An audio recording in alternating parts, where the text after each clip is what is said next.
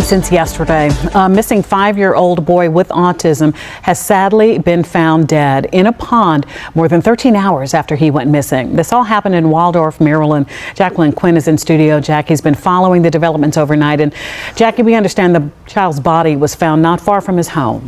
Yeah, that's the latest information that we have right now, just released 5 hours ago by Charles County Sheriff's Office. 5-year-old Miles McMahon's body was located by members of the Maryland State Police dive team in a pond near his home that police had initially searched earlier. We're working to find out exactly where, but we can see on a map there are at least 2 bodies of water not too far away from where he was reported missing. And you can see some of the pictures police shared with us of little Miles McMahon when they were initially looking for asking for help in finding him. Police say Miles had autism and was nonverbal. He was reported missing Sunday morning from the area near St. Paul's Drive and Piney Church Road by his house, and he was seen on home surveillance leaving his house and skipping in the front yard. Family members had hoped to find him quickly and began searching for him, but when they couldn't, they called 911. Police then spread this message out to the community, asking people to check shrubs, hiding places, and even asked that lights be left on to help crews search. But again, sadly,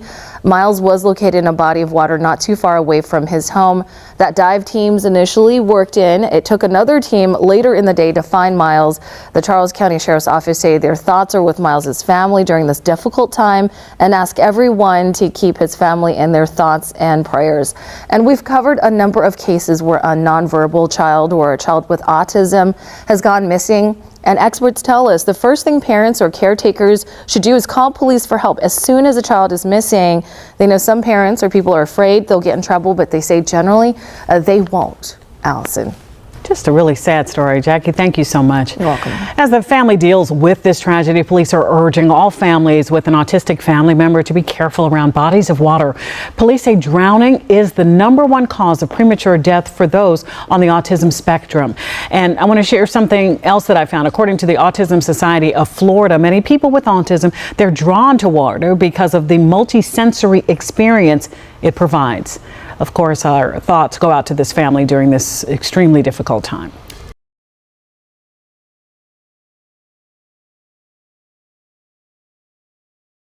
Now, we first heard that Miles McMahon, the 5-year-old, was missing around 11 o'clock yesterday from this neighborhood. Let me step aside. You could tell this is the neighborhood, the 1000 block of the Bannister community of Waldorf. It's a busy neighborhood, a busy road going through.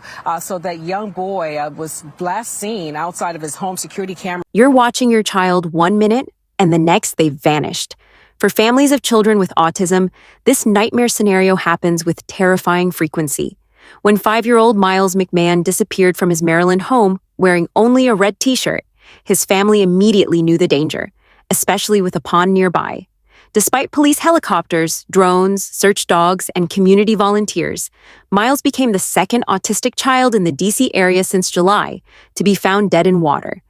If you've ever wondered why these tragedies seem to repeat, stay with me as we uncover the neurological explanation for water attraction in autism and the specific safety measures that could save the next child's life. What happens in those critical moments when a child slips away unnoticed?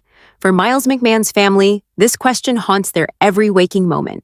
1 second, their precious 5-year-old boy was visible through the window, playing in the front yard of their Waldorf, Maryland home. The next moment, he was gone, vanished without a trace on what began as an ordinary Sunday morning. Before we continue, please subscribe to our channel and turn on the notification bell to stay updated. Your support means the world to us, and we truly appreciate it. Thank you. Home security footage captured those final, innocent moments. Miles, wearing only a red t-shirt, skipped happily in the front yard, his small bare feet touching the grass as the morning sun illuminated his path. The footage, later reviewed in agonizing detail by investigators, showed no signs of distress or fear, just a child following his curiosity. What's particularly haunting about the video is how quickly it happened. Within mere minutes, the nonverbal autistic child had completely disappeared from view, leaving no indication of his destination or why he left without proper clothing. No pants, no shoes, just that bright red shirt visible against the landscape. The realization that Miles was missing triggered immediate panic. His family's world shattered in an instant as they searched the house, called his name, and checked all his favorite hiding spots. Finding no trace of him, they did exactly what parents are instructed to do. They called 911 immediately, understanding that with each passing minute, the search area would expand exponentially. This quick action demonstrates how vigilant the family had been, yet still, in just moments of inattention, their child had vanished. Charles County Sheriff's deputies arrived at approximately 11 a.m., establishing a perimeter around the home and initiating what would quickly escalate into a massive multi-agency search operation. The officers, trained in missing persons protocols, immediately recognized the heightened risk factors: Miles' young age, his nonverbal autism, and the lack of proper clothing all signaled a child in extreme danger. As morning turned to afternoon with no sign of Miles, the search intensified dramatically. Specialized tracking applications mapped potential routes the child might have taken. K-9 units attempted to follow his scent trail, while drones equipped with thermal imaging technology scanned areas too difficult to reach on foot. Police helicopters circled overhead, using loudspeakers to call the boy's name, a futile effort given his inability to respond verbally, but necessary in case he could hear and follow the sound. Meanwhile, the community mobilized in remarkable fashion. Neighbors reviewed their own security footage, searching for any glimpse of the red-shirted boy passing by their homes. Residents formed search parties, methodically checking under porches, inside sheds, and along fence lines. Every bush, ditch, and culvert within a growing radius became a focus of attention. The dedication of these volunteers demonstrated the powerful impact a missing child has on an entire community. Strangers became searchers, driven by the desperate hope of finding Miles alive. As daylight began to fade, the Charles County Sheriff's Office made urgent public pleas via social media and local news outlets. They asked residents to keep outdoor lights on throughout the night, a simple request that carried a devastating implication. The search would continue into darkness, and with each passing hour, the chances of finding Miles safe diminished. Law enforcement officials, following standard protocol for missing children with autism, directed significant resources toward searching nearby bodies of water. This decision wasn't random. Data from previous cases has shown autistic children are often inexplicably drawn to water features. Searchers concentrated on ponds, drainage ditches, and small lakes in the vicinity, a tragically prescient decision that would ultimately lead to heartbreak. Sometimes the most thorough searches miss what's hiding in plain sight. As daylight surrendered to darkness, Maryland State Police dive teams made the fateful decision to return to a pond they had already examined hours earlier. What compelled them to revisit this particular body of water would transform an anxious community's dwindling hope into unbearable reality. The search for Miles had brought an entire community together, volunteers walking shoulder to shoulder through neighborhoods, specialists deploying advanced technology, and first responders working tirelessly through the day.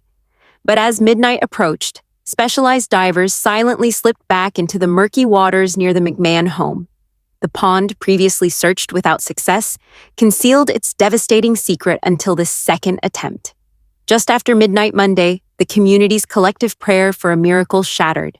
Beneath the dark surface of the water, divers discovered what everyone had feared yet desperately hoped against: Miles' small body.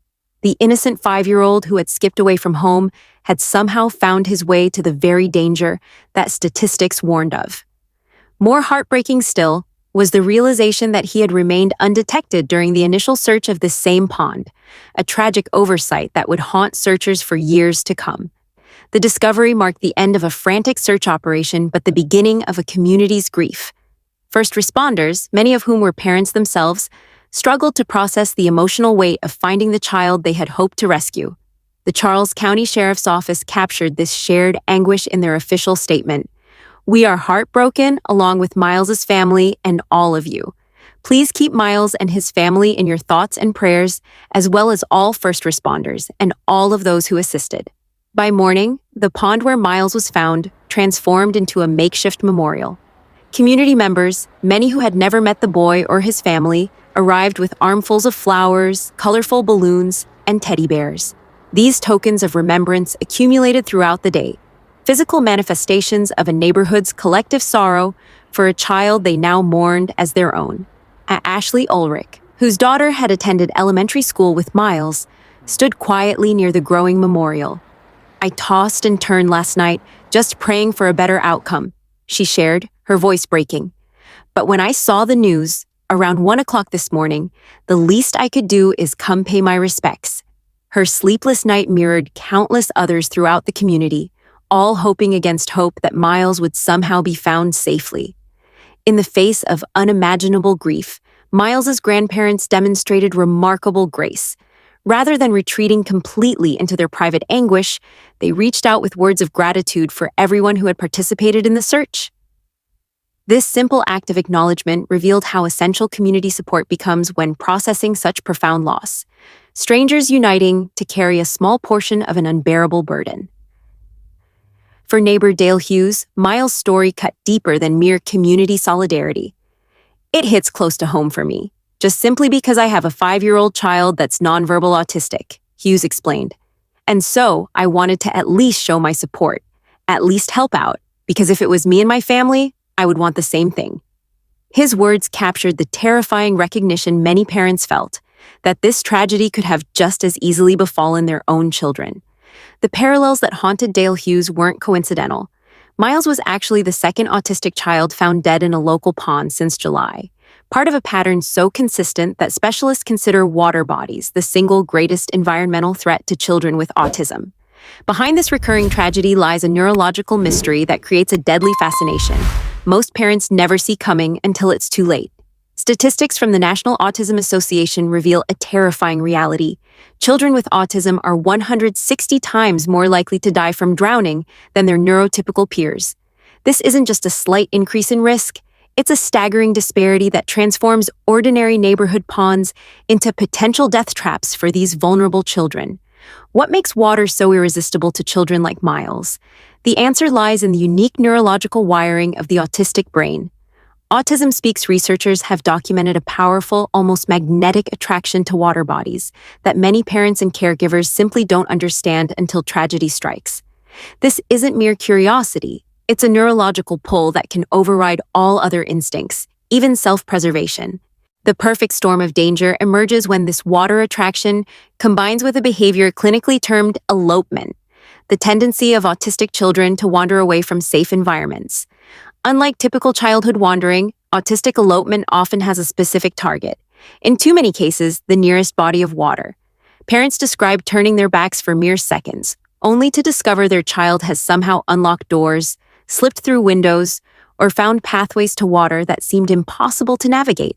For children with autism, water offers a sensory paradise that neurotypical individuals might never fully comprehend. The dancing light reflections on the surface provide mesmerizing visual stimulation. The gentle lapping sounds create auditory input that can be both calming and fascinating. And the tactile sensation of water against skin delivers powerful feedback to sensory-seeking minds. Together, these elements create an almost irresistible allure. What makes this attraction particularly deadly is that many autistic children lack danger awareness, a crucial cognitive function that neurotypical children develop early. Where a typical child might see a deep pond and recognize the threat of drowning, an autistic child might only see the shimmering surface they're desperate to touch. Their neurological differences can prevent them from processing risk in the moment, especially when drawn by such a powerful sensory magnet. For nonverbal children like Miles, the danger multiplies exponentially. Unable to call for help or respond to warnings, these children face water dangers without the ability to communicate distress. Even if they realize they're in trouble once in the water, they can't shout for help or respond to rescuers calling their names. This communication barrier transforms what might be a close call for another child into a fatal incident. This deadly pattern explains why autism safety protocols increasingly focus on water dangers specifically. Experts have documented case after case where families believed their homes were secure, only to discover their autistic child found ways to escape specifically to reach water sources. Traditional childproofing often proves inadequate against the determined problem-solving skills many autistic children develop when motivated by their special interests, particularly water. Specialized safety measures aren't just recommendations for families of autistic children, they're crucial lifelines. Autism Speaks guidelines emphasize teaching children about water dangers, implementing anti-wandering precautions, and prioritizing swimming lessons, interventions that might have altered Miles's fate. These aren't expensive luxuries, but essential safeguards against preventable tragedies. The makeshift memorial of teddy bears and flowers by the water's edge speaks to our collective grief, but also our shared responsibility. Every balloon placed there should remind us that communities must establish accessible safety programs specifically designed for neurodiverse children. Miles followed an instinct that many autistic children share, a powerful, inexplicable attraction to water that requires specialized prevention strategies. In the face of this heartbreaking loss, perhaps the most meaningful tribute to Miles' memory isn't just mourning, but mobilizing resources to protect other vulnerable children. Through education, awareness, and proactive safety measures, we can transform this devastating pattern into decisive action that saves lives, ensuring that the next time a curious child approaches water, they'll have the skills to stay safe.